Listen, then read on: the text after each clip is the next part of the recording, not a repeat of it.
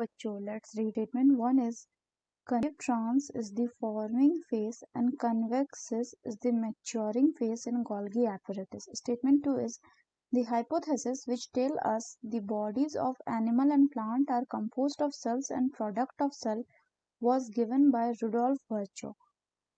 Option है both statement 1 and 2 are correct. Second is both statement 1 and 2 are incorrect. Third is statement 1 is correct and 2 is incorrect. And fourth is statement 1 is incorrect and 2 is correct. तो आइए देखते हैं हम इसका की concept. बच्चों अगर हम बात करें इसके की कंसेप्ट की, so the cell theory and Golgi apparatus. Golgi, तो सबसे पहले अगर हम बच्चों बात करते हैं किसकी, अगर हम बात करते हैं सेल थ्योरी की, तो जो सेल थ्योरी है वो किसने फॉर्मुलेट किया था? This theory is formulated by Schleiden and Schwann and modified by किसने मॉडिफाई किया था इसको? Modified by Rudolf Virchow. और इस सेल थ्योरी में क्या बोला जाता है? इसमें बोला जाता है कि सारे लिविंग ऑर्गेनिज्म और living organisms are composed of cells and products of cells. And दूसरा बोलता है बच्चों इसमें कि all cells arises from pre-existing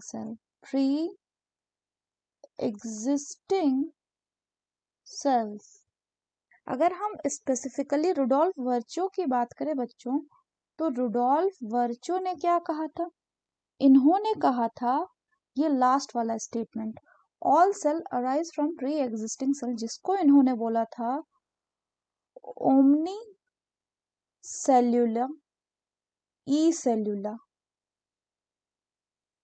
जिसका मतलब होता है कि all cell arise from the pre existing cell. और ये जो पहला वाला स्टेटमेंट था बच्चों, ये किसने दिया था?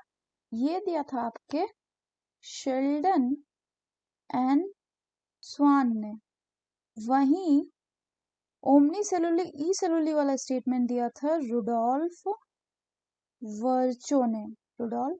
नेक्स्ट बात करें तो नेक्स्ट हम बात करेंगे बच्चों किसकी? नेक्स्ट हम बात करेंगे गोल्गी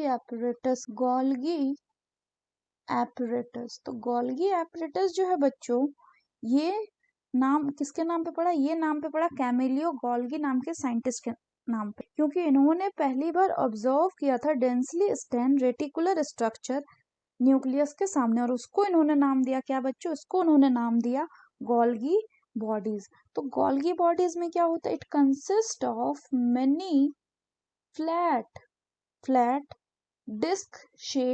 डिस्क शेप्ड सैक्स, जिनको हम क्या कहते हैं? Which are called as cisternae. और ये cisternae are stacked. These are stacked parallel to each other.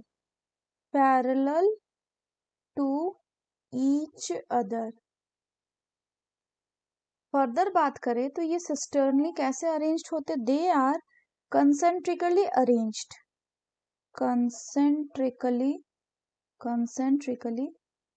arranged. इसके अलावा बात करें कहाँ पे? Arranged near the nucleus. Further अगर हम बात करें बच्चों, तो ये जो गोल्गी सिस्टर्नी है, ये क्या फॉर्म करती है? It forms the convex cis face, जिसको हम कहते हैं फॉर्मिंग फेस. और दूसरा ये बनाती है बच्चों कॉनकेव ट्रांस फेस, जिसको ये बनाती है बच्चों, जिसको कहलाते हैं मैच्योरिंग फेस। ये जो सिस एंड ट्रांस फेस है इस ऑर्गेनेली का, ये कैसे होते हैं, ये इंटायरली डिफरेंट होते हैं बट इंटरकनेक्टेड होते हैं। जनरली गोल्गी में क्या होता है बच्चों, पैकेजिंग का कार्य चलता रहता है। तो अगर हम इसके स्ट्रक्चर की बात करें बच्चों, तो इसका स्ट्रक्चर कुछ यूं होता है, कुछ इस तरह का। ये क्या है, गोल्गी बॉडी का स्ट्रक्चर्स, जिसमें अगर हम बात करें, इसको कहा गया है बच्चों सिस फेस और इसको कहा गया है ट्रांस फेस। तो अगर हम क्वेश्चन की बात करें बच्चों, तो क्वेश्चन में बोल रहा है पहला स्टेटमेंट कि concave trans is the forming face. तो कॉनकेव ट्रांस जो है ये फॉर्मिंग नहीं, बल्कि ये क्या होता है, ये होता है आपका मैच्योरिंग फेस। और कॉन्वेक्स सिस जो है ये मैच्योरिंग नहीं, ये होता है आपका फॉर्मिंग फेस। तो ये स्टेटमेंट कैसा हो गया, रॉन्ग। दूसरा बोल रहा है hypothesis which tell us that the bodies of the animal and plant are composed of cell and product of the cell, इसको रुडोल्फ वर्चो ने दिया था। तो ये गलत है। रुडोल्फ वर्चो ने ये बोला था कि cells arise from the pre existing cell, और जो ये स्टेटमेंट है कि ऑल लिविंग ऑर्गेनिज्म यानी एनिमल एंड प्लांट का body cell and product of cell से बना हुआ, ये शेल्डन एंड स्वान ने बोला था।